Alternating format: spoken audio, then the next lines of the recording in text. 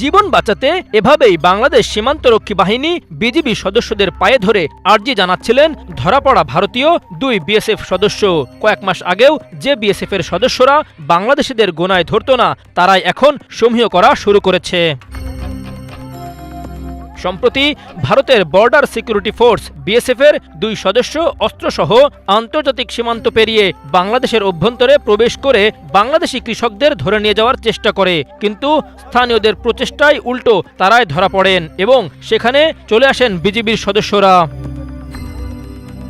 মঙ্গলবার কাতার ভিত্তিক সংবাদ মাধ্যম আল জাজিরার অনুসন্ধানী সাংবাদিক ও মানবাধিকার কর্মী জুলকারনাইন সায়ের খান তার ফেসবুক পেজে এই ঘটনার ফুটেজ প্রকাশ করেন। সেখানে বিস্তারিত লিখেছেন তিনি জানান, এ ঘটনা জানতে পেরেই দ্রুত তার সাথে ঘটনাস্থলের নিকটবর্তী ক্যাম্প থেকে বিজিবির সদস্যরা ছুটে আসেন।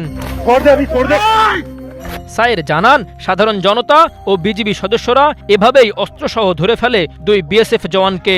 পরবর্তীতে ক্ষমা প্রার্থনা করায় যথাযথ প্রক্রিয়া অনুসরণ করে তাদের বিএসএফ কর্তৃপক্ষের কাছে হস্তান্তর করা হয়। এ ঘটনার একটি ভিডিও সামাজিক যোগাযোগ মাধ্যমে বেশ আলোচনা তৈরি করেছে। 5 আগস্ট ফ্যাসিস্ট শেখ হাসিনা পালানোর পর থেকে ভারতের চোখে চোখ রেখে কথা বলছে বাংলাদেশ সীমান্তরক্ষী বাহিনী। কোন সীমান্তে আন্তর্জাতিক আইন লঙ্ঘন করে বাঁধ ও কাঁটাতারের বেড়া নির্মাণ করতে চেয়েছিল বিএসএফ, কিন্তু বিজিবির বাধায় তা করতে পারেনি। এমনকি সীমান্তে বাংলাদেশি কৃষকদের আতঙ্কে রাখতে কাঁটাতারের বেড়ায় সন্দেহজনক বোতল ঝোলানোর মতো কাজও করেছে বিএসএফ সদস্যরা। আর নিরীহ বাংলাদেশিদের উপর পশুর মতো গুলি করে হত্যা তো থামছেই না।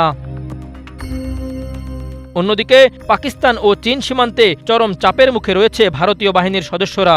বিএসএফ সদস্যদের প্রতি তীব্র ক্ষোভ ঢালছেন নেটিজেনরা। তবে এই মুহূর্তে 2 বিএসএফ সদস্যকে ক্ষমা করে তাদের দেশে ফিরিয়ে দিয়ে মানবিকতার অনন্য দৃষ্টান্ত স্থাপন করেছে বর্ডার গার্ড বাংলাদেশ।